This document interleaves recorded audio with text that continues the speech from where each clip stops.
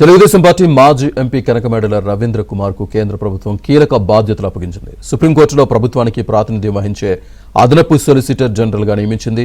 ఈ పదవిలో ఆయన 3 ఏళ్ల పాటు కొనసాగనున్నట్లు కేంద్ర ప్రభుత్వం అధికారిక ప్రకటన విడుదల చేసింది.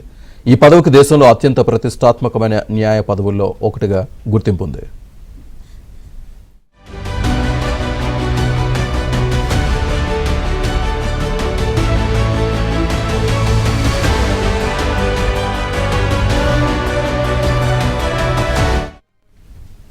కనకమేడల రవీంద్ర కుమార్ నియామకం న్యాయ రంగంలో ఆయనకు ఉన్న అనుభవానికి సామర్థ్యానికి గుర్తింపుగా రాజకీయ న్యాయ వర్గాలు భావిస్తున్నాయి. రాజకీయ జీవితంతో పాటు న్యాయ రంగంలోనూ చురుకైన పాత్ర పోషించిన ఆయనకు ఇప్పుడు దేశ స్థాయిలో కీలక బాధ్యతలు అప్పగించడం ప్రత్యేకంగా నిలుస్తోంది. కేంద్ర ప్రభుత్వ విధానాలకు సంబంధించిన న్యాయ అంశాలపై కనకమేడల రవీంద్ర కుమార్ కీలక పాత్ర పోషించనున్నారు.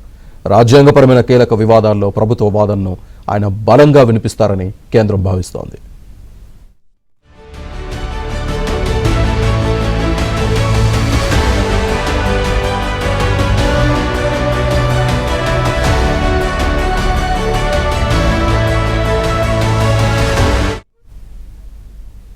కనకమేడల రవీంద్ర కుమార్ ను ఈ పదవి వరించడంతో తెలుగుదేశం పార్టీ వర్గాల్లో ఆనందం వెలువరిసింది.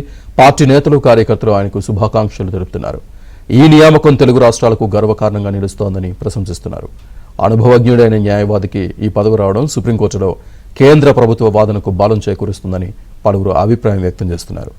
3 ఏళ్ల పాటు సుప్రీంకోర్టులో భారత ప్రభుత్వం తరపున సేవలందించనున్న కనకమేడల రవీంద్ర కుమార్ కు ఈ పదవి న్యాయరంగంలో ఉన్న ప్రతిభకు లభించిన గొప్ప గుర్తింపుగా భావిస్తున్నారు.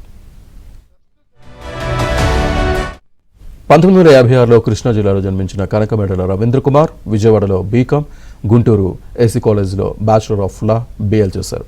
ఉస్మానియా నుంచి MA, అన్నామలై యూనివర్సిటీ నుంచి మాస్టర్ ఆఫ్ లా ML చేశారు.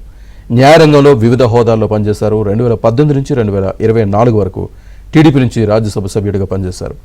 వివిధ పార్లమెంటరీ కమిటీల్లోనూ కీలక బాధ్యతలు నిర్వహించారు.